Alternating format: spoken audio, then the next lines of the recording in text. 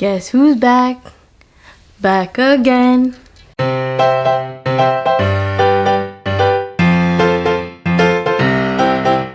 Hi, welcome home. So we finally got to bring Falcon home from the hospital on Monday after 7 days in critical care and 3 blood transfusions. She's finally back. The diagnosis was that she has IMHA, which is immune-mediated hemolytic anemia. It's like a tongue twister. And it's primary, so it means that they couldn't really find a cause. Basically, they had to rule a bunch of stuff out. Poor girl got an ultrasound and a whole bunch of blood tests, and they just ruled out a lot of stuff. And basically, what they're saying is that her immune system was one day just like, nope, I don't want to work right anymore. I just want to start killing red blood cells. So she's on a lot of medicine right now that kind of suppresses her immune system, which allows her red blood cells to thrive inside her body so she doesn't become so anemic again. She's still kind of pale. She's still pretty slow. Baby steps, Falcon, baby steps. I'll do an entire video on IMHA in the future. I'm kind of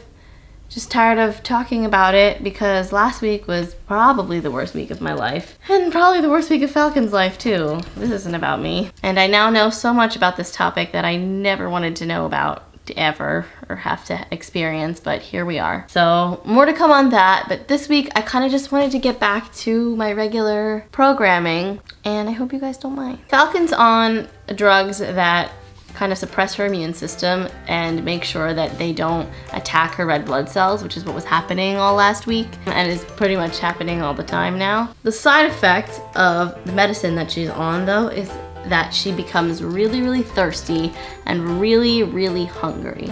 And with a dog that already is known to eat everything, that has become the biggest issue. Since she's so fragile right now, we really don't want her getting into anything that she shouldn't be eating, any toxins, any of that stuff. It just makes me nervous and I worry about it constantly every day. And since we adopted Falcon, we've kind of had to change the way we do things in our life so that she doesn't eat something that she's not supposed to. It's something we never really had to think about with Phoenix because Phoenix doesn't climb up on tables and stand on her hind legs to get to the snacks on the shelf back there. These really were habits that we had to form in order to cohabitate with a dog like Falcon. So here are 5 good habits to have when you have a dog that eats everything. Number 1, always put your food away anytime you leave the table.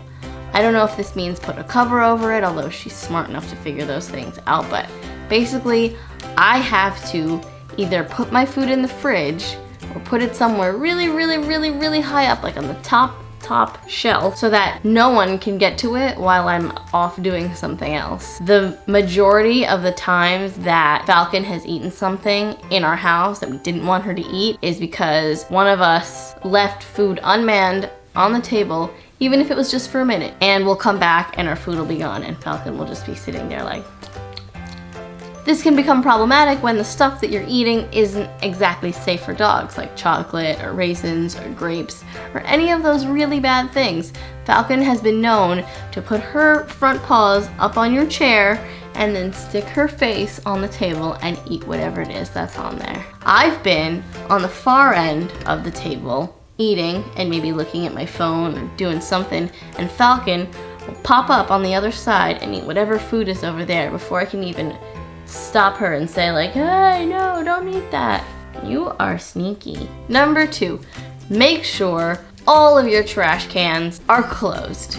Just anytime after I throw something away, I have to turn around and make sure that the trash can is closed. Otherwise, it's a free-for-all. Falcon, once again, I don't know how this happened, but I guess our garbage can was left open and she went in, reached all the way down and pulled most of the things out of it, spread them out along the floor, and then just basically had a picnic. Luckily, there wasn't anything too crazy or bad in there. I think there were a couple of tortilla chips that she really, really liked. The other really important part about this is to get a trash can that closes. In every single one of our bathrooms before, we had just like a tiny trash can that was open that kind of matched the set of what was in the bathroom. And we found that everything we put in there, tissues, toilet paper, face wipes, all that stuff, would magically end up chewed up into tiny pieces all over the floor in our bathrooms. So I've had to get trash cans that where you step on them and then the lid pops open, because there was no telling what she wouldn't eat. Number 3, keep all food containers closed and put away when they're not in use, especially the kibble. We put the dog food in a container that has a latch, and that goes in the pantry closet, and that closet door is always closed. Mostly because we don't really want them to get into all the other stuff that's in the pantry. Most of you probably have this situation figured out, but it is worth saying because when Tiny first figured out how to open and close the latch of the dog food, he would do it all the time and sometimes leave it open. And I have definitely walked into a room where Falcon just had her nose all up in the dog food and was just consuming endless amounts of it. So the other really important thing to keep in mind, and a lot of times we forget about this, is that there aren't just hazards in the house, they're also outside. While I can control the stuff that I have on my lawn, I can't exactly control what our neighbors have in their yards. So every time we take Falcon on a walk, I like to keep her really close because she's a grazer. And like I said, she'll eat anything. So mushrooms are fair game.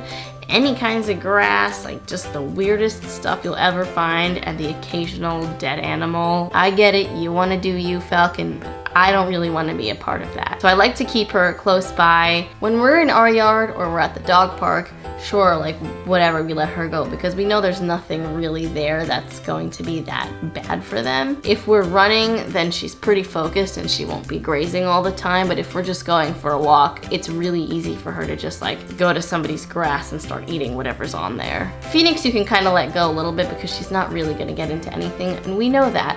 But Falcon, I definitely have to keep an eye out. There's some nasty things out there and I just don't want her getting in them. And the last thing isn't really a habit, it's just kind of a good practice or good thing to do. I have a list of the most common foods that we find in our kitchen that are toxic to dogs. Totally fine for humans, toxic to dogs. A lot of times if Falcon gets into something, we can refer back to it and be like, oh, is it on this list? And even so, I would still look it up anyway, anytime she gets into any sort of people food, because even before she had this immune system disorder, I've said it before that my 2 Huskies have really sensitive stomachs. So maybe fun going in, but it's not as fun going out. Definitely not fun for her and not fun for me.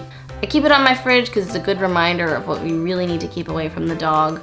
A lot of that stuff could really cause a lot of damage to your dog's body. So I want to make sure that myself, everyone in my family, and everybody that comes to visit my house is 100% aware of the stuff that we should not be given to the dogs. Let me know in the comments section below if your dog eats everything like this one, and what kind of things you guys do in your house to prevent any of that from happening. I'm really interested to know what other tips and tricks you guys have, because we definitely still have a lot more work to do. This dog here is crafty and she has found many ways to get into food that she's not supposed to get into. If you guys are still interested in donating to Falcon's GoFundMe, I'll put the link in the description box below. This dog is very expensive, but we love her so much. I really hope you get better soon and that you're back to being crazy, because I like when you're crazy. Thanks for watching. Make sure you subscribe to my channel. I post new things every Wednesday. You can tap on the little circle with my face in it to subscribe. If you want to see my last video, you can go here, and if you want to see more dog stuff, you can go down there by Falcon. And now that we're at the end of this video, it's time for This is a Pillow.